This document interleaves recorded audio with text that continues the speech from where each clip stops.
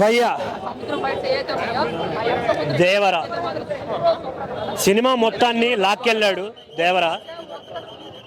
పక్క నువ్వు కూడా నా మమ్ము కష్టం.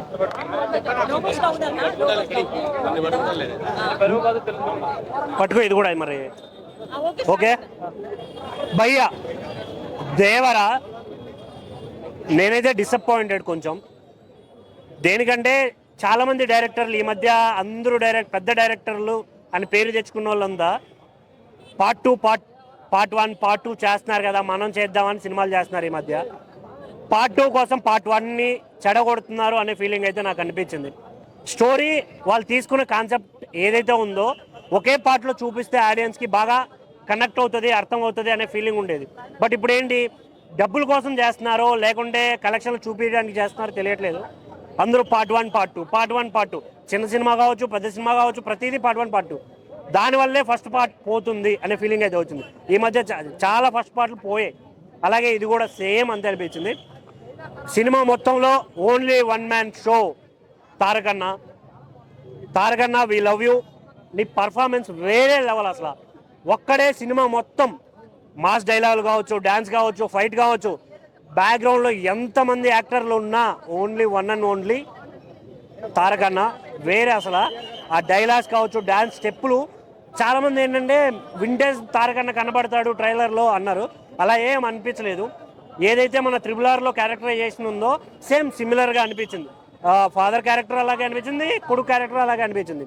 ఇంకొకటి అనిరుద్, చాలా నెగిటివిటీ ఉంది అనిరుద్కి.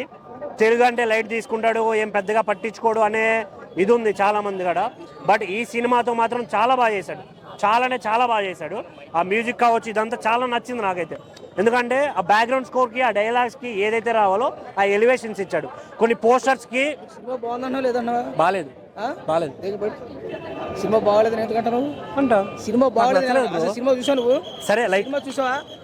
చూసావా? నేను ఆర్గ్యూ చేయాలనుకోవట్లేదు. సినిమా చూసావా నువ్వు? చూసావు. ఎన్ని గంటలు చూసావు? 1 o'clock. అదే నీకు నిద్ర వచ్చి అయితే 1 గంట చూసా నీకు నిద్ర. Thank you so much. Cinema అయితే చాలా బాగుంది.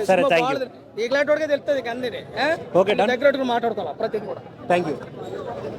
నా ఫీలింగ్ అయితే అది ఫ్యాన్స్కి. కానీ నేను చెప్పేది ఏంటంటే ఫ్యాన్స్ ఎవడైతే థియేటర్కి వస్తాడో తారకన్న కోసం మాత్రమే వస్తాడు. కాబట్టి వాళ్ళు హ్యాపీ. ఆ విషయం నేను చెప్తాను. ఒక సినిమా బ్లాక్ బస్టర్ అవ్వాలంటే ఒక మాస్ హీరో ఫేమ్ ఉన్న ఏ యాక్టర్కైనా ఆయన చూసి మాత్రమే థియేటర్కి వస్తారు. సో ఆయన చూసి థియేటర్కి వచ్చినప్పుడు అది యావరేజే అవుతుంది. డైరెక్ట్ ఎఫెక్ట్స్ లేకుంటే ఆ స్టోరీ కంటెంట్ దీనివల్ల మాత్రమే సినిమా బ్లాక్ బస్టర్ అవుతుంది. ఇది నాకైతే అనిపించిన విషయం ఇది.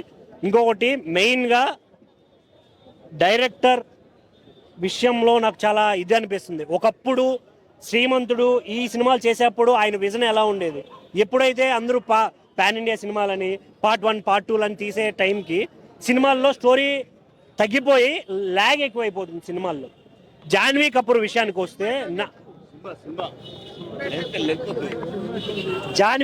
విషయానికి వస్తే నేనైతే అసలు చాలా డిసప్పాయింటెడ్. అసలు ఒక తెలుగు అమ్మాయిలా కూడా కనిపించట్లేదు. ఆ డైలాగ్ వర్షన్స్ కావచ్చు, ఆమె ప్రజెన్స్ కానీ థియేటర్లో స్క్రీన్ పైన అలా కనిపించట్లేదు. డైలాగ్ మొత్తం తిప్పి కొట్టిన 5 నిమిషాలు కూడా సినిమాలో లేదు. అనసూయ వాయిస్ ఓవర్ అని కూడా అనిపించలేదు. అసలు ఆ డైలాగ్సే 2-3 ఉంటాయి అక్క.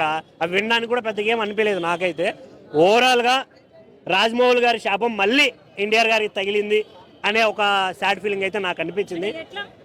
ఎందుకంటే రాజమౌళి గారితో తీసిన ప్రతి హీరో నెక్స్ట్ సినిమా ఫ్లాప్. వరుసగా ఎన్ని హిట్లు అయితే కొట్టారో తర్వాత వచ్చిన అన్ని సినిమాలు ఫ్లాపే. మీరు కావాలంటే హిస్టరీ చెక్ చేసుకోండి. నాకు అది ఒక్కటి బాధేస్తుంది. ఎందుకంటే రాజమౌళి గారి విజన్, ఆయన చూపించే విధానం వేరే లెవెల్ ఉంటుంది. బట్ వీళ్ళు దాన్ని తగ్గించడం వల్ల వీళ్ళకున్న ఫేమ్ తగ్గిపోతుందేమనే ఫీల్ వచ్చింది. Thank you.